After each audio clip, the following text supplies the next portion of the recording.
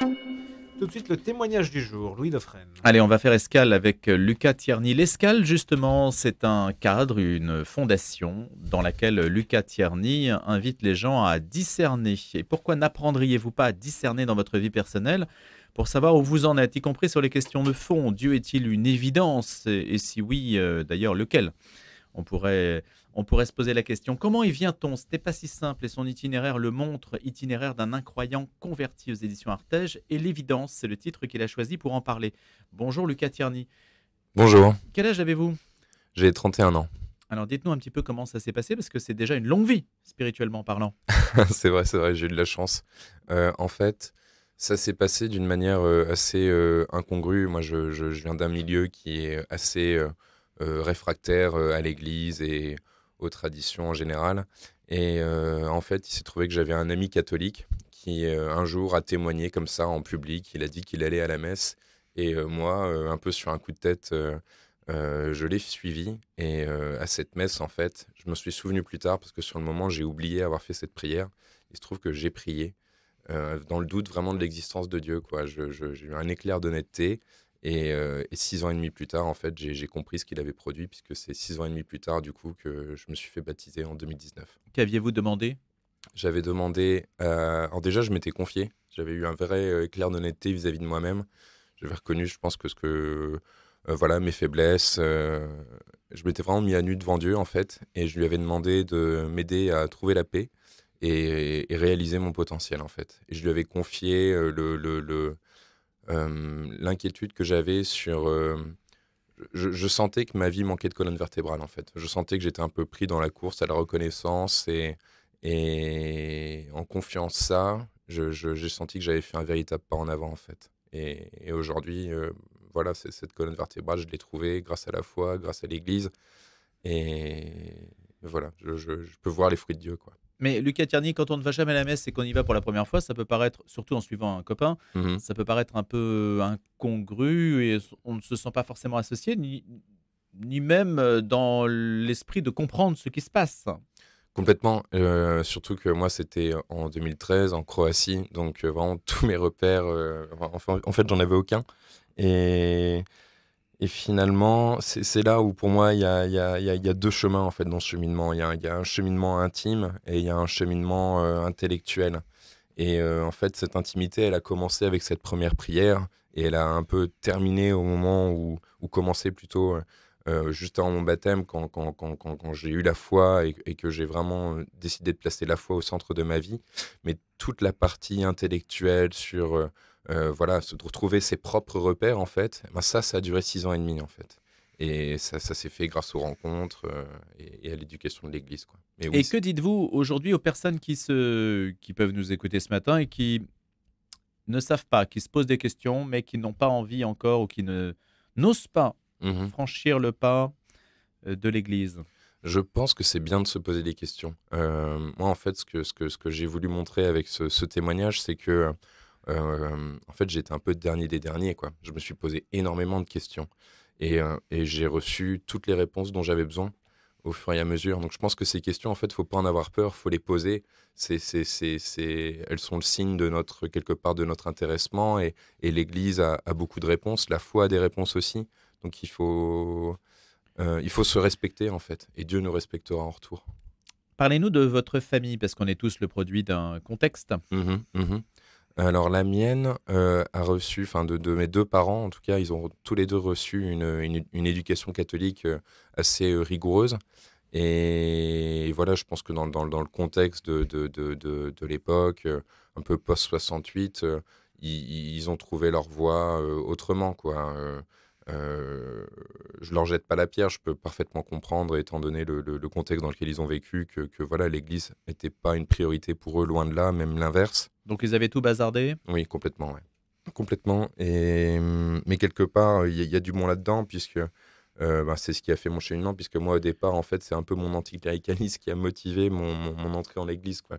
J'étais curieux, et pour moi, l'Église, en fait, c'est vrai que j'avais une approche un petit peu militante de ma vie. Je m'étais dit que c'était une menace sur la liberté des mœurs, et comme j'étais parfaitement ignorant vis-à-vis de toute l'institution et ce qu'elle peut apporter, bien du coup, en fait, mon cheminement a commencé comme ça, en fait, par cette forme de curiosité, de combat, jusqu'à ce qu'à un moment, je me rende compte que l'Église, en fait, pour défendre les valeurs que j'avais apprises et qui étaient l'amour, la liberté, en fait, a été plus cohérente que moi. Et c'est là aussi, il y a vraiment un cheminement rationnel, parce que quand j'ai compris cette cohérence, et bien du coup, je l'ai rejoint, en fait. Le pas s'est fait assez naturellement. Mais par quoi ça passe cette cohérence? Parce que Mmh. si c'est si cohérent que cela, Luca Mmh. Tierney, beaucoup suivraient le chemin que vous avez emprunté. Oui, mais je pense que je suis assez souvent surpris autour de moi quand je discute avec des catholiques.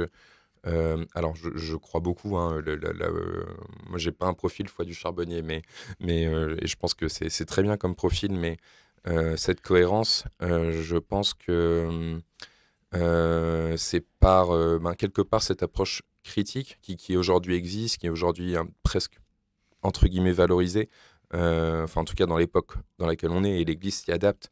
Et moi, ça a été une cohérence sur des valeurs. Par exemple, qu'est-ce que c'est que la charité, la chasteté, le pardon, le discernement. Enfin, l'Église m'a appris beaucoup de choses. Elle est experte en humanité, en fait. Et cette expertise, à un moment, elle m'a frappé parce que la vérité attire. Et Mais vous auriez pu être ouais. séduit par la fraternité en islam, par exemple. C'est vrai. Au départ, j'avais hésité en me disant, en voyant ce cheminement, je me suis dit, est-ce que je prends un classe sur Excel et je commence à comparer les religions en fonction d'eux. Et puis, en fait, à un moment, je me suis dit, fais aussi confiance, c'est celle-là qui s'est présentée à toi et c'est peut-être pas pour rien. Et du coup, parfois, dans ce cheminement, c'est vrai qu'il y a aussi une part d'abandon. Et là-dessus, je me suis laissé faire. En réalité, je ne sais pas s'il y a une seule personne dans le monde qui compare les religions. Ouais. C'est pas une attitude. C'est une attitude sur le papier qui paraît rationnelle, Oui. mais je ne suis pas sûr qu'elle existe. Non, non, bien sûr, on est d'accord. Voilà. C'était humoristique. Ce n'est pas en école de commerce, vous avez fait le M Lyon, c'est pas dans en école de commerce qu'on est éveillé aux questions de fond quand même, non? Non, c'est Hum, pas là que naît, enfin je suis Oui, peut-être un alors peu sévère, non, mais non, non, on est d'accord. ce ne sont pas les études de philosophie, par exemple. C'est vrai, c'est vrai, c'est vrai. Là, c'est là où justement l'Église, moi, elle m'a apporté une colonne vertébrale en fait, parce que c'est vrai qu'on peut vite être pris par cet aspect, voilà, un peu entre guillemets jeunesse dorée et passer à côté de sa vie en fait si on se pose pas les bonnes questions. Moi, je me souviens, j'étais très pris par le prestige, la reconnaissance, et du coup, par exemple, j'ai commencé par la finance alors que je me suis rendu compte que j'étais pas un financier né. Et c'est un peu l'Église qui m'a aidé à me dire, mais est-ce que tu aimes vraiment ça? Pourquoi tu le fais en fait? Et, euh, et avec ce discernement, petit à petit, mes repères bougent et j'ai appris en fait à m'écouter et à faire avec moi, quoi. Et je pense que c'est ce que Dieu nous demande de faire, en fait, trouver notre place quelque part. Mais alors, Lucas Terni, vous voyez, ce que vous venez de dire à l'instant, vous formalisez dans un langage ecclésial ou religieux ce Mhm, que d'autres diraient dans un langage psychologique. Ils iraient mhm, voir le psy ou ils iraient prendre un coach pour savoir quoi faire de leur vie et ils n'iraient pas dans cette étape religieuse qui, pour beaucoup de gens, paraît dangereuse aujourd'hui, paraît comme une forme d'enfermement. mhm. Voyez, comment expliquez-vous que les psys aient remplacé les curés? C'est que quoi? On est plus rassuré de se faire conseiller par un psy que par un religieux? Mhm. Est-ce qu'on a peur qu'avec le religieux, il y a une sorte d'emprise sur l'âme, sur le fond, qu'on soit manipulé, que le psy reste dans Mhm. un rapport finalement assez mercantile, Mhm. assez distant? Non, je pense que chacun vraiment a un rôle très distinct. Euh, Là où je pense que le religieux va plus loin, c'est qu'il est premier, en fait. On dit que l'amour de Dieu est premier. Moi, je pense que voilà, quelqu'un qui a une épreuve psychologique à vivre, Dieu passe par les hommes et les psys pour l'aider à la traverser. En fait, c'est maintenant comme ça que je raisonne dans ma vie. Et l'Église, cette peur, alors je comprends, il y a un passif, un historique, etc. Mais en tout cas, moi, de ce que j'ai vécu, on m'a jamais poussé dans le dos, quoi. Il y a toujours eu un respect immense de ma liberté, et je pense que c'est ça qui m'a aussi fait avancer quelque part. À contrario Ouais. de l'image de l'Église dans les médias aujourd'hui. Ah oui, complètement. En fait, ce cheminement, c'est quelque part une succession de remises en question et de prise d'objectivité, en fait. Parce que c'est vrai que j'étais allé dans l'école publique et j'avais grandi avec cette image médiatisée de l'Église. Et en fait, je me suis rendu compte au fur et à mesure de mes avancées que tout était, pas tout bien sûr, mais assez inexact. Et il faut, et pour se confronter au réel, en fait, il faut faire son propre avis. C'est pour ça que moi, j'ai rien à cacher aujourd'hui. Je dis à des gens, mais va voir des prêtres, discute avec des moines, fais ton propre avis, en fait. Et là, on verra si la réalité rejoint l'image publique de l'institution, quoi. J'ai parlé de l'Escale tout à l'heure. L'Escale, racontez-nous ce que vous faites au sein de la fondation de l'Escale. Alors, l'Escale, c'est un événement qu'on a créé avec le père Étienne Grenet, qui était mon professeur au collège des Bernardins, pour en fait faire découvrir l'Église sous un angle voilà, plus abordable. Donc en 2 mots, ça dure 1 heure, c'est un dimanche sur 2, et angle plus abordable parce que alors j'adore l'orgue, mais là pour le coup on l'a remplacé par des guitares électriques, une batterie, voilà, pour avoir une approche musicale plus orientée pop louange, ce qu'on appelle. C'est un registre que j'ai découvert aussi dans le cadre de ma conversion. Et là-dessus, un topo, mais qui parle vraiment à tout le monde. Il n'y a pas de jargon chrétien, il n'y a pas de jargon catholique. On est vraiment dans... Qu'est-ce que ça veut dire, il n'y a pas de jargon? Là, par exemple, on entend beaucoup de phrases toutes faites dans l'église. Moi, des phrases comme ça qui me choquaient un peu au début quand on parle un indicatif en disant que Dieu est amour, Dieu est ceci, alors qu'on s'adresse à quelqu'un qui n'a pas la foi. Tout ça, ça paraît complètement étranger, en fait, et ça éloigne. Et on n'est pas habitué, on s'habitue, en fait, parce qu'il y a beaucoup d'entre-soi. Et là, du coup, ce qui est intéressant avec l'Escale, c'est qu'on reste vraiment à notre place. On donne notre vision de Dieu, on dit ce qui nous est pour nous, mais on ne projette pas une vérité potentielle pour les autres. Et en fait, notre idée, c'est de se dire, est-ce que les personnes qui viennent trouvent un moment de pause déjà? Parce que moi, c'est ça aussi que l'Église m'a appris, à faire une pause 1 fois par semaine, c'était important. Et aussi, est-ce qu'ils trouvent du discernement? Est-ce qu'ils ressortent de là grandis? Et voilà, il y a aussi un côté communautaire, puisque voilà, on est vachement dans l'accueil et le respect, en fait, on n'est pas là pour convertir, en fait. On est là pour faire découvrir l'Église, et on sait que c'est pas de notre ressort, en fait. C'est la foi qui fait ça. Donc ça passe par un langage, ça passe par le fait que on ne se trouve pas dans une évangélisation, si je puis me permettre, agressive. Voilà, exactement. On est... je pense que c'est la condition de l'évangélisation, en fait. Il y a beaucoup d'évangélisation qui ressemblent à une forme d'entre-soi pour muscler son CV catholique, et je pense qu'il faut faire très attention à respecter entièrement la liberté de notre interlocuteur, et avoir confiance dans le fait que Dieu va lui apporter ce que cet interlocuteur a besoin. On voit bien dans mon cheminement que moi, je me suis en fait en permanence écouté. J'ai fait très peu de concessions, finalement. On pourrait dire que j'ai beaucoup reçu, mais c'est moi qui freinais, en fait, parce que, et je vois bien à la relecture de comment est-ce que Dieu s'est fait présent dans ma vie, que il m'a apporté telle personne à tel moment, et petit à petit, en fait, en me respectant, à un moment donné, il n'y avait plus vraiment de barrières, en fait. Toutes les barrières que j'avais mises au départ, elles se sont levées petit à petit, à mon rythme, et ça, je pense que Dieu, il le fera pour n'importe qui, et du coup, il faut avoir confiance là-dedans, et l'évangélisation, du coup, c'est pas une question de convaincre ou de voir les fruits. On voit bien que la personne avec laquelle ça a commencé, François, mon ami, voilà, il a semé une graine. Et donc celui qui vous a emmené à la messe. Exactement, celui qui m'a emmené à la messe. Il a semé une graine, et notre rôle s'arrête, en fait, je pense, à l'interpellation. Le reste, ça ne nous appartient pas. Vous aviez perdu votre mère déjà? Oui. Quand vous êtes converti? Avant. Oui, vous l'aviez perdue avant. Oui, exactement. Donc elle n'aura pas su. Ah non, elle n'aura pas su. Non. Mais votre entourage, comment a-t-il réagi? Est-ce qu'on a une rupture des ruptures affectives avec des personnes qui vous étaient chères parce qu'on a changé de voie? Oui, mais comme vous l'avez dit, l'Église, elle n'a pas une super presse, et elle n'est pas très bien connue non plus. Donc c'est vrai que ça a été un cheminement compliqué vis-à-vis de mon entourage, et c'est là encore aujourd'hui.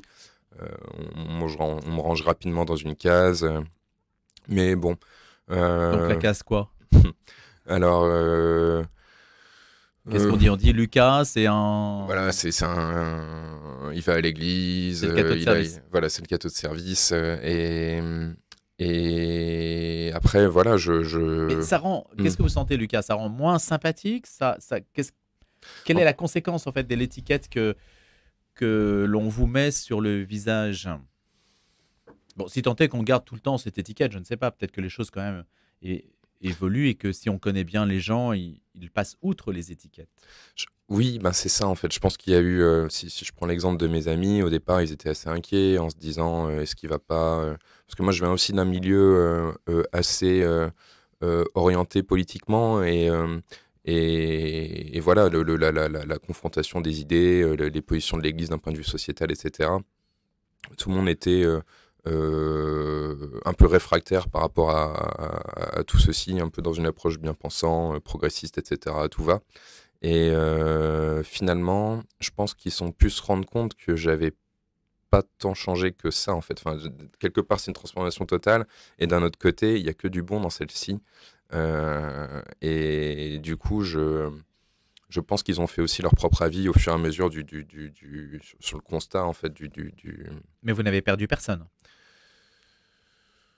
Si, on sacrifie une part de ses relations. Oui, je pense qu'il faut savoir abandonner certaines relations aussi. C'est écrit dans les évangiles, hein, on sera amené à être tout seul, et ça je l'ai vécu. C'est vrai qu'il y a des gens qui acceptent pas, et ça leur appartient. Euh, mais c'est vrai qu'on voit facilement les gens qui sont en paix avec eux-mêmes quand il y a ceux qui vous disent ah super, on sent que tu es heureux et ils sont contents pour toi, et il y a ceux qui sont dans l'idéologie et l'ignorance et qui sont toujours dans une dynamique un peu de combat. Alors que voilà, en fait, c'est ça où l'Église m'a appris la véritable tolérance. En fait, c'est l'Église qui me l'a appris. Moi, au départ, j'étais véritablement intolérant. Et aujourd'hui, voilà, je respecte beaucoup plus les libertés de culte et ce qui est une véritable laïcité, en fait. Lucas, Pierre-Georges, je te baptise au nom du Père et du Fils et du Saint-Esprit. Amen. Vous racontez votre baptême, Lucas, le 20 avril 2019. Ben, on est juste après l'incendie de Notre-Dame. Oui, juste après, ouais. Ça a été quelque chose parce qu'en plus, j'avais vécu la cérémonie d'appel Ouais. dans Notre-Dame un mois et demi plus tôt. Donc, c'est un moment ça m'a touché. Ouais. Je me rappelle, moi, j'avais les larmes aux yeux. Hein. Ça a été très fort. Quel sens donnez-vous aujourd'hui justement à ces édifices qu'on regarde souvent d'un œil strictement patrimonial? Est-ce qu'ils prennent des reflets différents parce qu'on les habite d'une manière différente? Ben, c'est amusant parce que ça m'a toujours frappé, cette beauté, cette grandeur. C'est un des éléments perturbateurs qui m'a fait basculer vers la prière en 2013 dans cette première messe, la beauté d'une église. Je me suis toujours demandé qu'est-ce qui pousse les hommes à faire des bâtiments si beaux et si grands. Je me dis ça peut pas que être ce que je pensais à l'époque, hein, le résultat d'une secte ou d'une organisation uniquement humaine. Ça va trop loin pour ça. Et finalement aujourd'hui, bah, j'ai appris que l'Église, voilà, elle apporte de l'importance à ce qui est beau et le beau interpelle. Hein. Et ça me rassure quelque part de voir que ces bâtiments, ils sont toujours là. Ça me fait dire que, ok, même s'il n'y a pas grand monde, il y a quand même une église par village. Et ça me donne de l'espoir sur le fait que, voilà, un jour, euh, elle retrouvera une place juste dans le cœur des gens. Et ce visage donc de l'Église, visage rime avec message en soi, hein, le visage de ces pierres, c'est en soi un message et aussi bien sûr un témoignage. En l'espèce le vôtre. Merci Lucas Tierney d'être Merci venu ce beaucoup. matin. Itinéraire d'un incroyant converti sous le titre L'évidence aux éditions Artege. Vous êtes aujourd'hui consultant, puis on peut rappeler aussi la formation que vous parrainez qui est celle donc de l'Escale.